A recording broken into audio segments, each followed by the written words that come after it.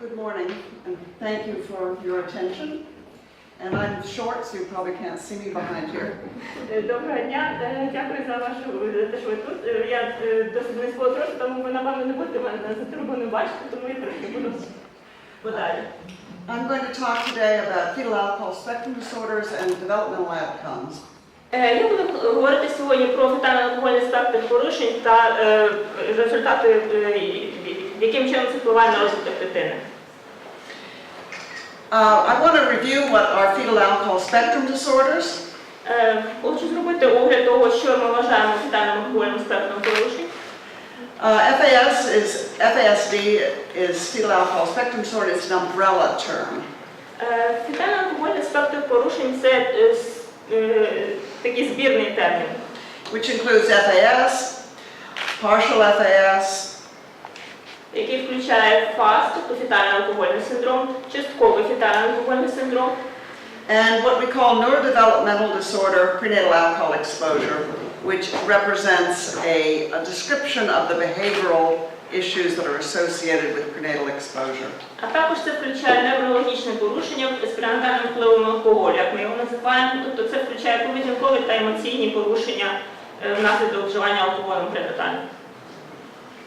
And I will not review again what Dr. Jones just said about how to make the diagnosis. Я не буду знову повторювати те, що нам вже розповідав доктор Джонс щодо морфологічних ознак.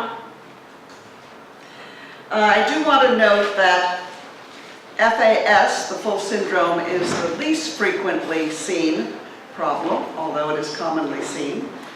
That partial FAS is more common. Хочу підкреслити, що фетально-алкогольний синдром він зустрічається найменш частіше, тобто це верхівка айсберга. Далі йде частковий фетальний алкогольний синдром. And we believe that the behavioral effects associated with the disorder may be the most common of all. І ми вважаємо, що найчастішим буде неврологічне порушення внаслідок вживання алкоголю. Whoops. It didn't switch. Oh, there we are. Here are some examples of children. This child has the full syndrome. Тут у нас деякі приклади. Верхня дитина має повний фетальний алкогольний синдром. This child has the partial. Ця дитина має частковий фетальний алкогольний синдром. This child has no facial features and she has behavioral or cognitive effects. В цій дитини ознак саме дисморфологічних на обличчі, тобто немає ознак, але є ознаки порушення неврологічні. And finally, we have a picture representing the neurodevelopmental disorder, which is a description of a constellation of problems associated with the disorder. І далі слідує неврологічне порушення внаслідок пренатального впливу алкоголю, тобто повний спектр, повний комплекс порушень, як на емоційному, так і на поведінковому рівні.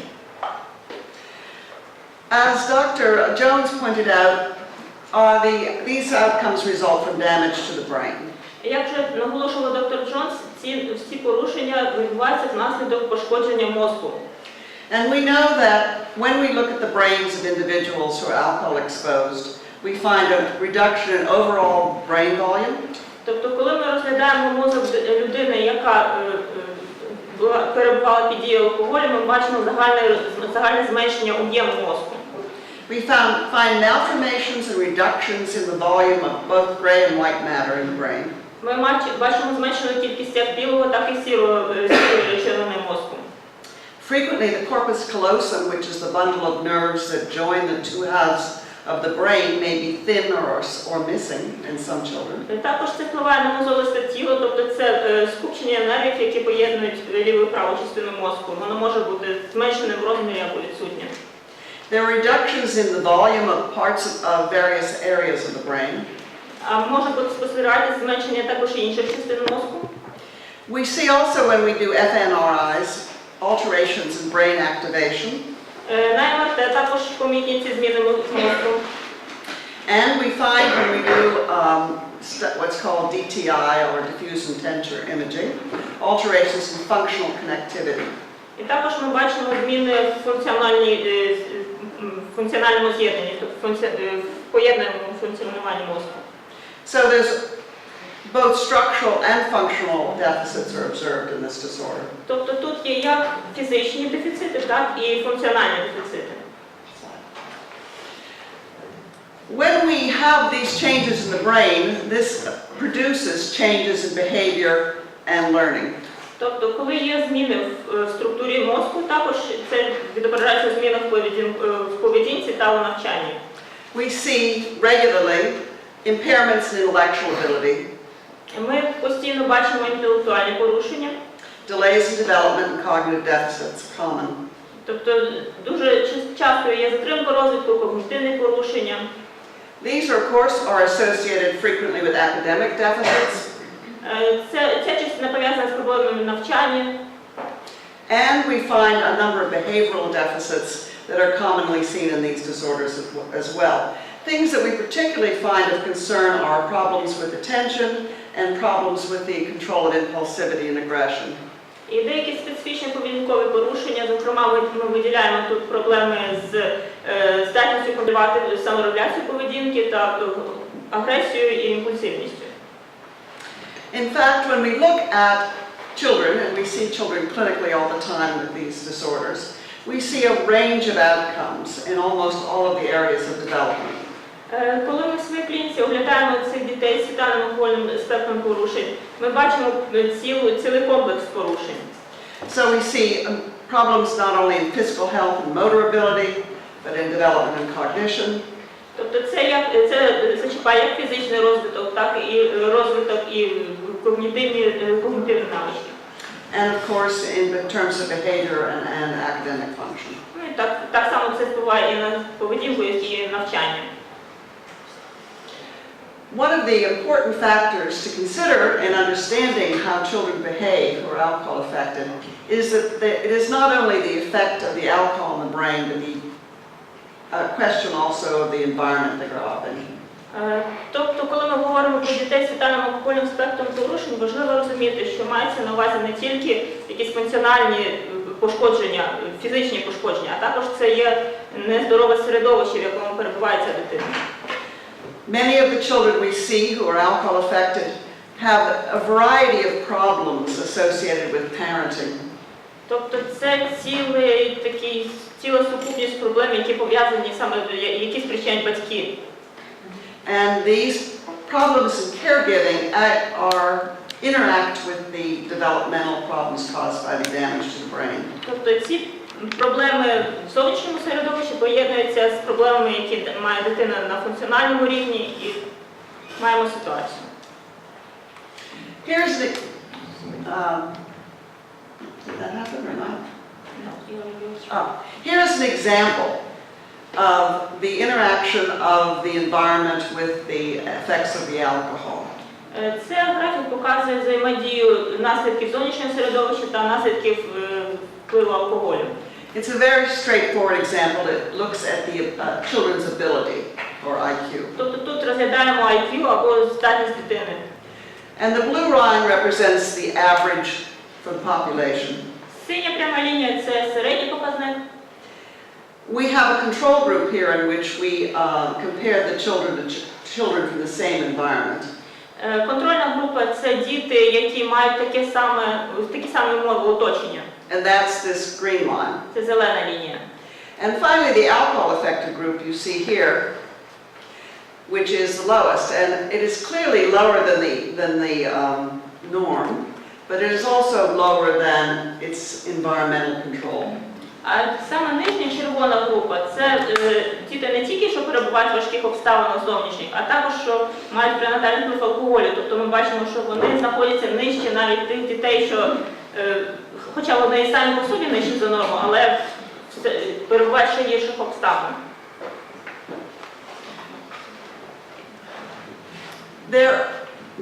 When we see all of these problems associated with the exposure to alcohol and the exposure to negative caregiving environments, і коли ми бачимо такі ознаки проблем або вживання алкоголю пренатального, або проблеми в зовнішньому середовищі,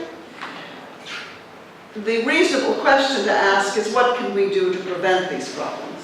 І резонним питанням є, що ми можемо зробити, щоб запобігти цим проблемам. And of course, the obvious answer is to not drink in pregnancy, but people continue to do so. Очевидною відповіді є не пити під час вагітності, але це не відбувається. But then we turn our attention to what can we do for the affected child. Але тоді ми переходимо до питання, що ми тоді можемо зробити до дитини, яка все ж таки зазнала цього впливу. One of the early examinations of this was done by Dr. Streisfuss in Seattle. Огляд дітей в дуже ранньому віці було здійснено доктором Streisfuss. And what she observed was that a stable caregiving environment and interventions led to a better outcome. Тобто вона виділила наступні ознаки, тобто це ті фактори, які можуть трошечки покращити ситуацію. What kind of pattern do we see of learning and behavior problems in fetal alcohol spectrum disorders? Що ми можемо сказати про саме характерні особливості при фетальному алкогольному спектрі порушень? Because sometimes children do not have all the fatal features that Dr. Jones described, and we are trying to identify those children who are affected and need intervention.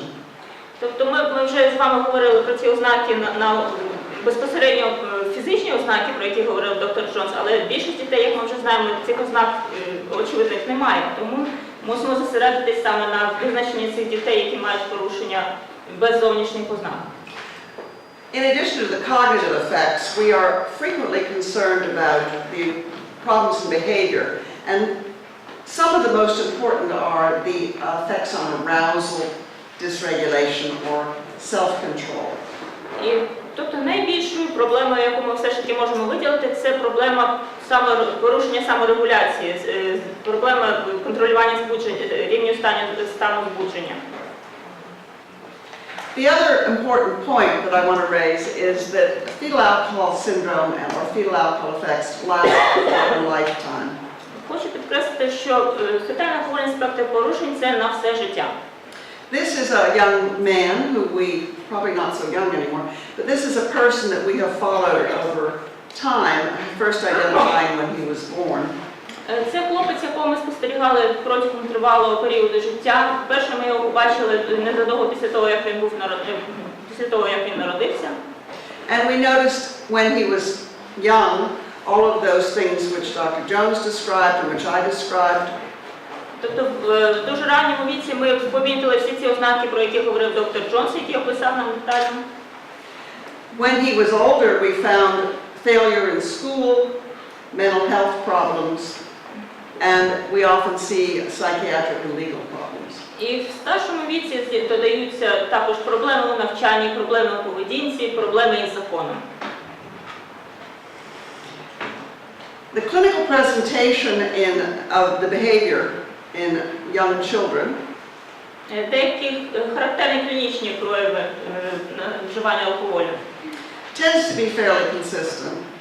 Вони майже завжди одні й ті самі. In newborns, we see a lot of disturbed patterns of arousal.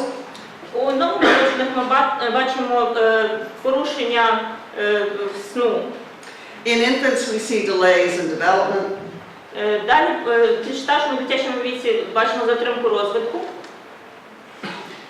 In children in the preschool period, we see behavioral disturbances. У дошкільному віці бачимо проблеми з поведінкою. Arousal dysregulation and sleep problems. Залишаються проблеми зі сном і є проблеми з саморегуляцією і контролем. And we see a real need for interventions like physical therapy, occupational therapy. І тоді вже вимагається проблема фізіотерапії, заняттєвої терапії. Speech therapy, yeah. In childhood, we find the intellectual deficits becoming important, as well as the problems with impulsivity. У старшому дошкільному віці ми вже бачимо інтелектуальні порушення. At school age, we begin to get a very significant problem with learning and math problems. У шкільному віці дуже характерними є проблеми з навчанням, зокрема з математикою. And what we call executive functioning deficits. І так звані порушення виконавчої функції. In adolescence, people present with intellectual problems, academic deficits.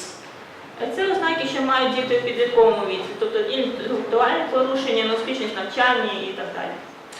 We are very concerned at that point about problems in mathematics and in what's called executive functioning, judgment and planning. Так само є проблеми саме з математикою при навчанні і порушення з виконавчої функції. And these often lead to mental health problems and legal problems in these individuals. І далі це призводить до порушень до психічних проблем і проблем із законом. I want to mention particularly the question of executive functioning deficits. Хочу зупинитися на саме дефіциті виконавчої функції. And these refer to problems in regulating attention and arousal. Тобто це проблема регулювання уваги та стану збудження. This can be observed in infants. Це можна побачити в немовлят. Later on we see problems in planning and organization. Далі ми бачимо проблеми з плануванням та організацією діяльності. The ability to manipulate things mentally. І здатністю розумово працювати, обробляти інформацію. For instance, doing a math problem in your head. Наприклад, вирішувати в умі математичні завдання якісь. Children seem to show significant problems in the ability to change strategies or to be flexible in their thinking. Діти вони не гнучкі у своєму способі мислення, вони не можуть продумати стратегію. And in abstract reasoning rather than concrete. І в них проблеми з абстрактним мисленням, тобто вони мислять більш конкретно. We also see a number of academic problems quite regularly. Досить регулярними є наступні проблеми у навчанні. And finishing school we see frequently impacted. Часто це впливає на кінцевий результат, тобто на здатність закінчити школу.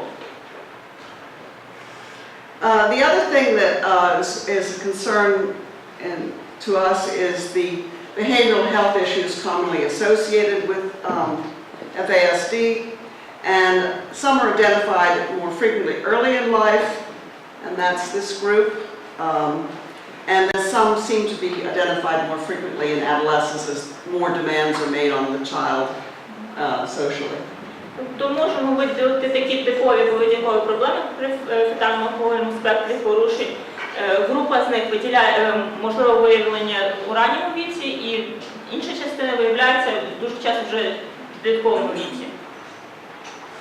One of the things that is frequently mentioned is attention deficit hyperactivity disorder, which is very often diagnosed in individuals who are alcohol affected. Часто виникає питання розрізнити, тобто наскільки притаманна гіперактивність дітям з фетальним алкогольним спектром порушень.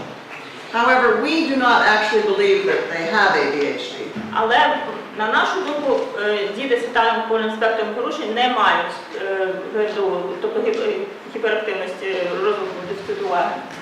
Mostly for a number of reasons, but partly because they do not respond to the typical medications in the same way. Зокрема, це підтверджує той факт, що вони не реагують на медикаменти, вони реагують зовсім по-іншому. However, there are aspects of attentional regulation which are affected by alcohol, and that does affect children's behavior. Тобто це впливає, порушення дітей з алкогольним спектром порушень, вони викликані саме порушенням, здійсненим алкоголем на мозок. So then the question is, how do we treat this?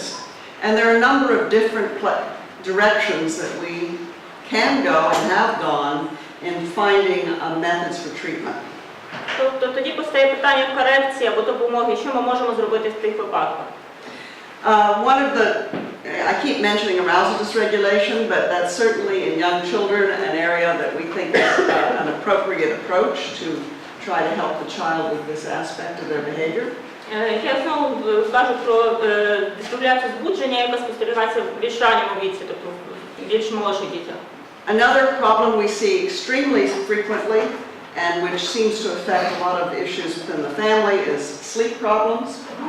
Порушення сна, вони є досить впливовими, оскільки впливають навіть, призводять до деяких проблем в сім'ї.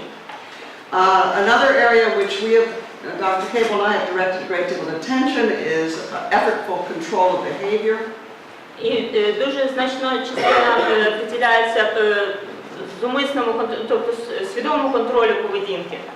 We have also worked on addressing specific academic problems, particularly mathematics.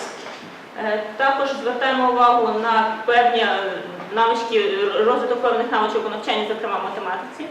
We've also worked on specific adaptive skills. Працюємо над певними адаптивними навичками. And finally, there have been a number of efforts in looking at social skill development in children who are alcohol І affected. були спроби розробити деяку допомогу з соціальними навичками цим дітям. The kinds of things which have been found to be successful include early diagnosis and treatment. Ключем до успішної допомоги це може бути якомога раніше діагностика. Treating the child as an individual, which is to say not all children who are alcohol affected are the same. І треба завжди пам'ятати, що кожна дитина є унікальною, тобто не всі діти з фетальним алкогольним спектром порушень будуть однаковими, всі є окремими особами. It's important to educate both the caregivers and the people who are doing the intervention, the teachers, about the disorder and about the basis for the disorder.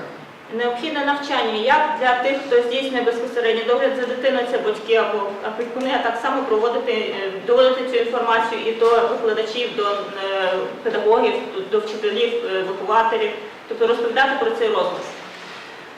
Because many times the parents will believe the child is being willfully bad rather than not able to do something.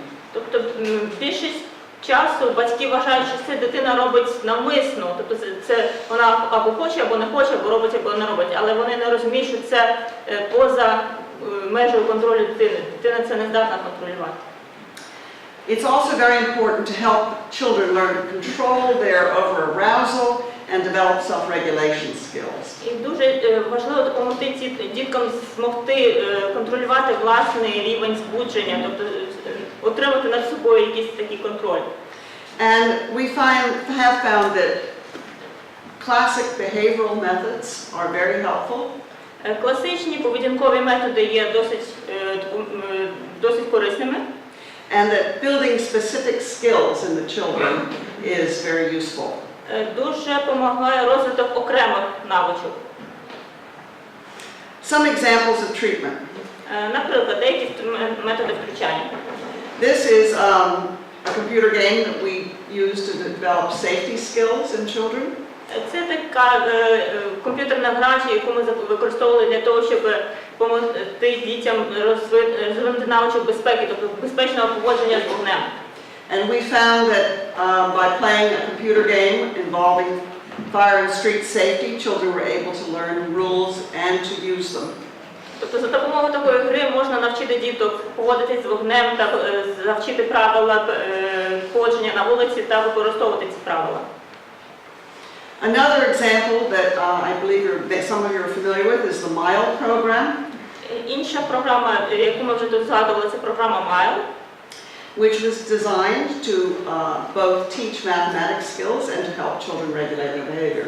Тобто ця програма має дві мети, як не тільки навчити дітей навичкам математики, але також допомогти їм у саморегуляції поведінки.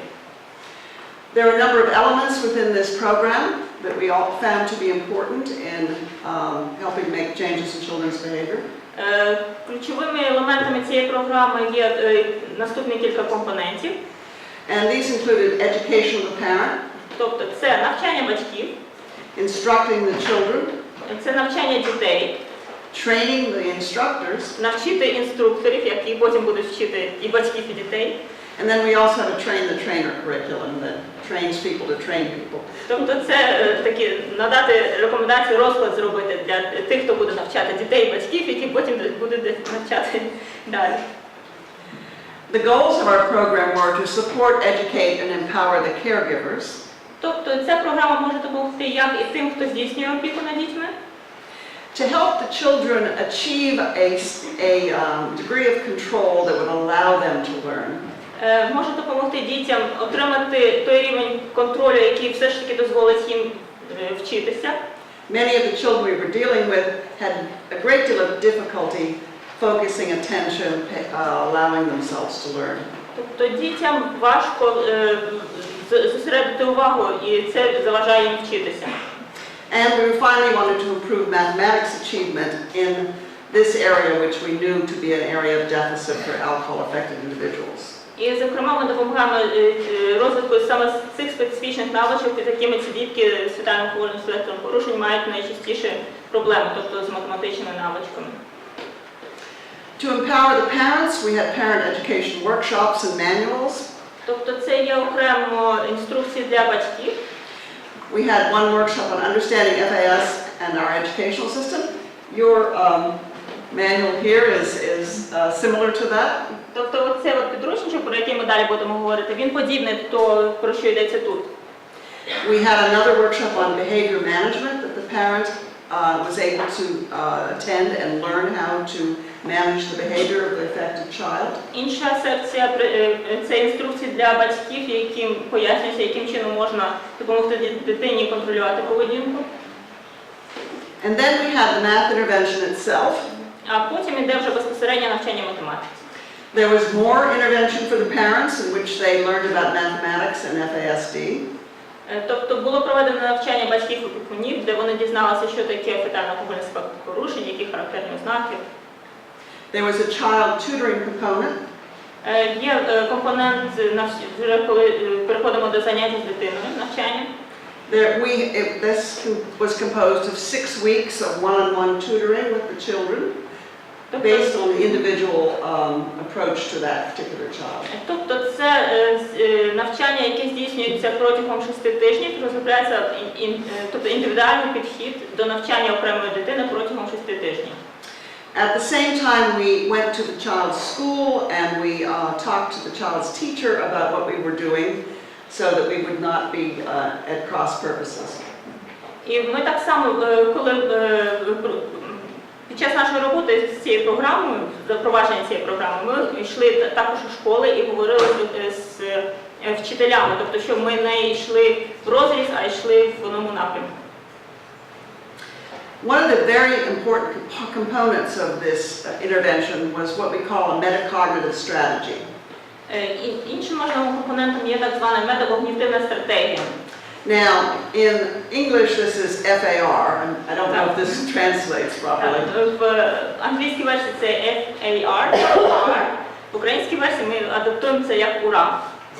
But it involves teaching the child to focus and plan. Тобто це навчити дитину сфокусуватись і скласти план. Before they act. Перед тим, як діяти. And once they have acted. А після того, як вони вже зробили цю дію заплановану, to reflect on what they've done and learn from what they've done. Вони знову розмірковують про те, що вони зробили, і навчаються з цього. By providing this metacognitive strategy, we intervene to prevent the impulsive behavior that frequently occurs. Такий підхід допомагає при регулюванні імпульсивної поведінки, яка дуже часто має місце. And by providing them with a strategy and a way of acting, they have resources that reduce the amount of frustration and problem behavior. Тобто, даючи їм такий інструмент, це додає цим дітям впевненості і можливості самоконтролю в інших ситуаціях. And all of our sessions would have both a overreaching FAR and a micro FAR at the task level.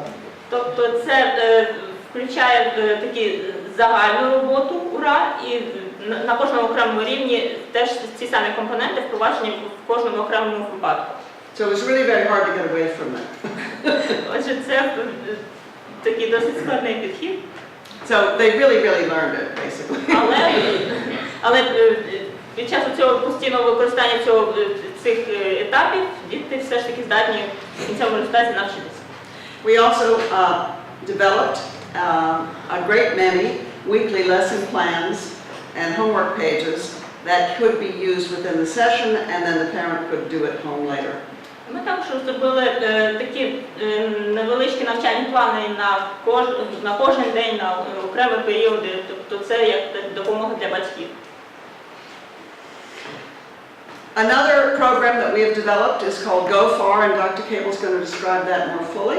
And this is, we found when we did the MILE program that the methods we were using were quite effective.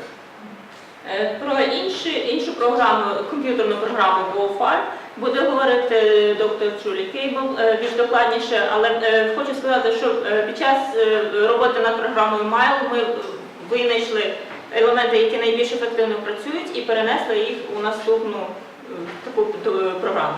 So we decided to apply the methods in a different setting. Ми вирішили застосувати ці самі методи, але в іншому оточенні. And that was the development of the GoFar program, where we were applying the methods not in the academic, but in the home setting. Тобто це перенесення такого тренування, такої корекції з умов навчання до умов домашнього перебування вдома, тобто дозвілля. So that is the introduction to the behavior and the intervention, and hopefully we haven't run over too much. І це таке вступне слово перед тим, як ми перейдемо до наступного нашого доповідача, яка буде говорити про всі ці програми більш детальніше. Thank you.